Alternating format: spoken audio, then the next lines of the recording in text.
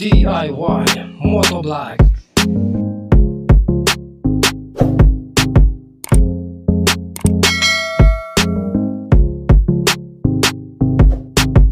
Then good day mga kamotovlog, no? Bali ang topic natin ngayon,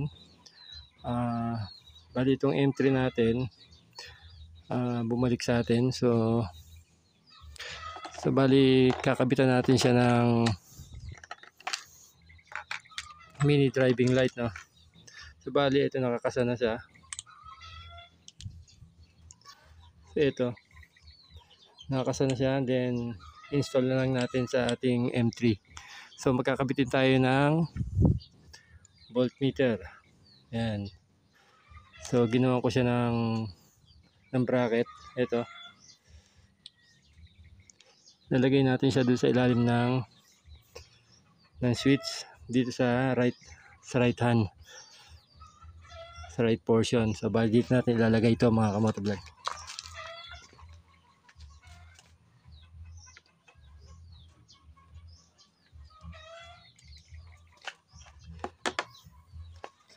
Nakakabit natin ito.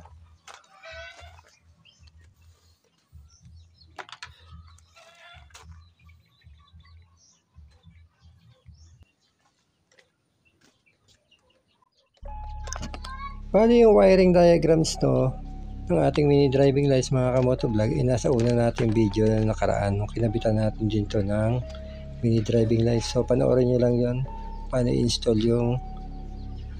yung relay nya, yung dalawang relay, saka yung mini driving light natin, saka paano magkabit ng switch para din sa ating headlight saka din sa mini driving lights.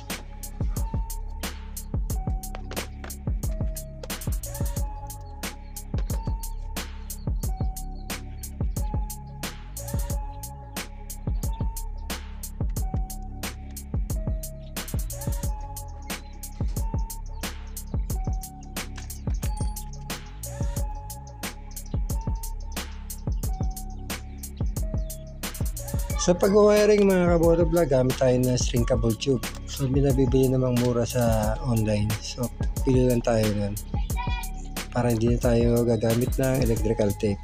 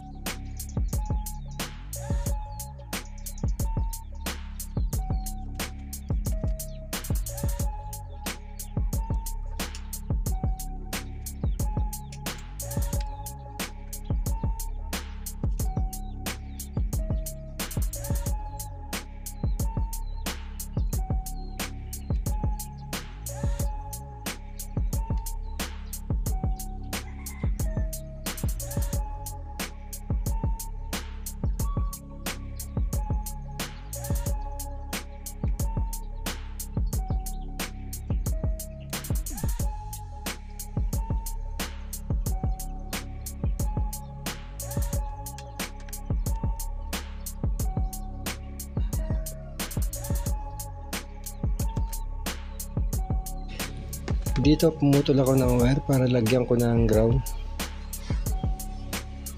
para magdugtong ako sa ground para doon sa ating voltmeter. So yan, para mamaya pag kinabit ko yung voltmeter, okay na, meron na siyang ground, hindi tayo mahirapan kamotovlog.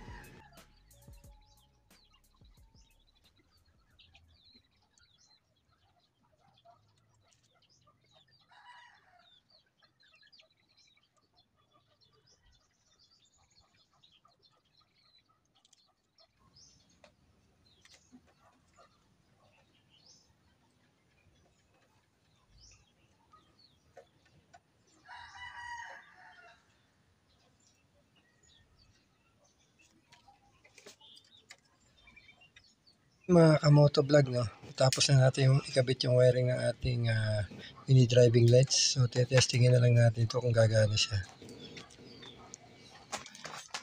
So yung mga kamotovlog, naikabit na natin yung dating connection ng mini driving light natin. Testingin natin kung gagana.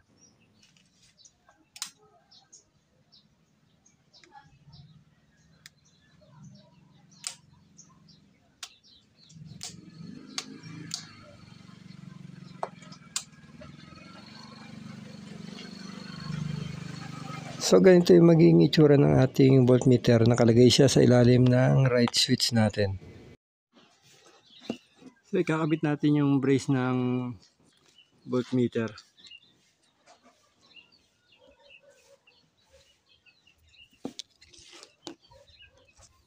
Ito binutasan natin dito.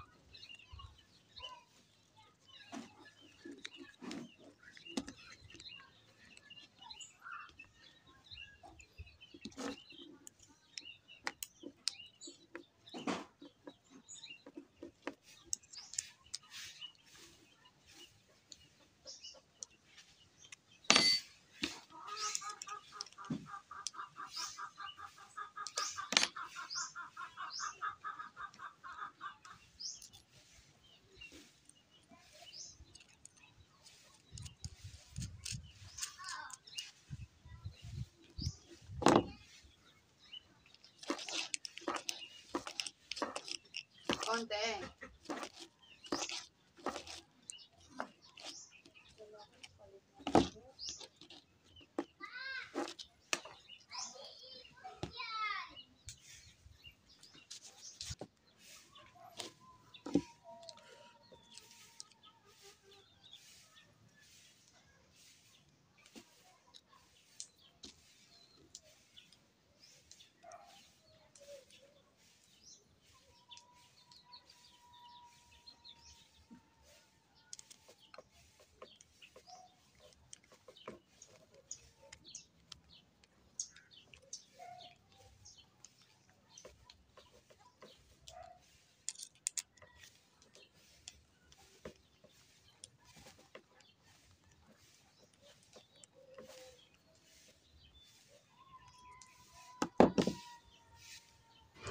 So bali bubutasan natin dito mga kamotovlog yan.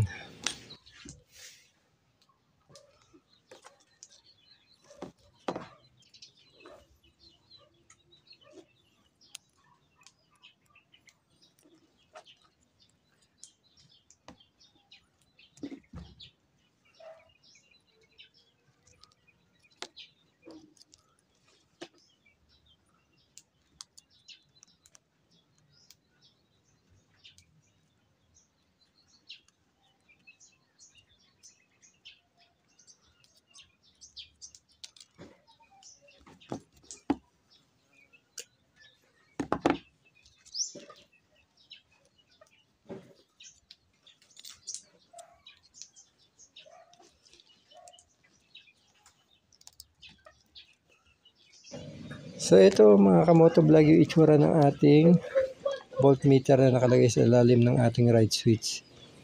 So yan, ganyan lang kadali siyang ikabit. So yan itsura niya. Malinis tingnan. So isasalpak na lang natin ito mga kamotovlog. So bali yung screw na nilagay natin, so putulin lang natin. Tapos ang gawin natin, takpan uli natin yan ng panibago. Nasaktong maitatago natin screw gaya ng ginawa ko na to. So ayan. So ikabit na natin yung voltmeter. Tapos salpakan natin sa ating Mius 40.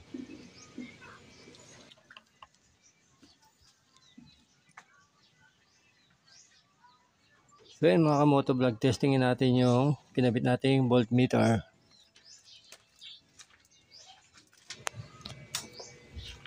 So ayan, gumana yung ating kinabit na voltmeter, no? Bali yung mga M3 natin, mga kamotovlog, naka full wave na yan. So kapag in-start natin to, magkakarga na to.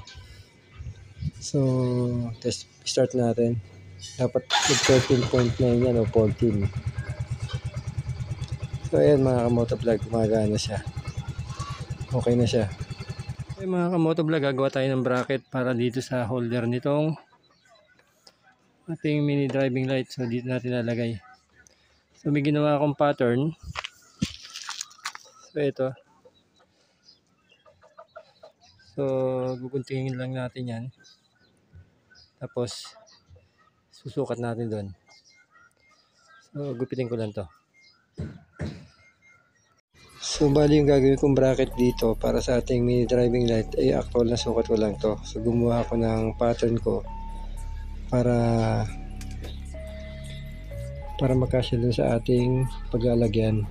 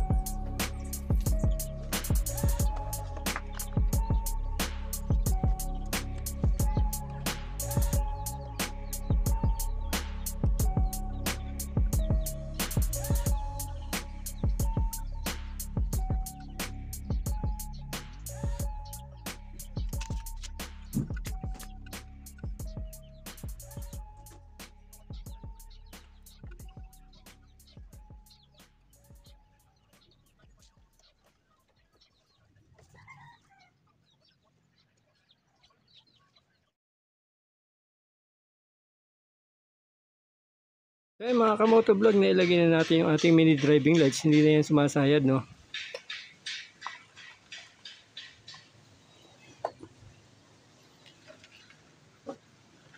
So, sakto-sakto lang yung pagkakabit natin. So, testingin natin kung gumagana na yung high end niya.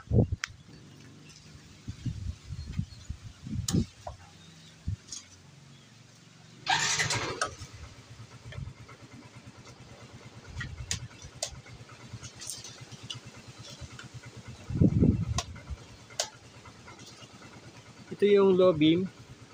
Yan yung high beam. Low beam, high beam.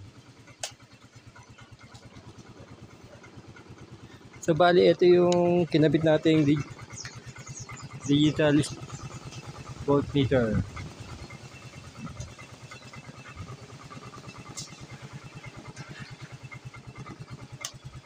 Ayan, gumagana.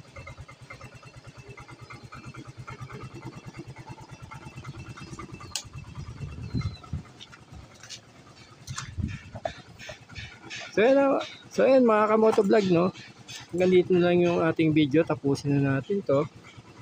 At sana nakatulong tong video na to. Huwag niyo po kalimutan mag-subscribe, mag-like, mag-comment. At huwag niyo rin po kalimutan pindutin ang notification bell para updated kayo sa mga susunod nating i-upload na video. Hanggang sa muli mga kamotovlog. Bye-bye.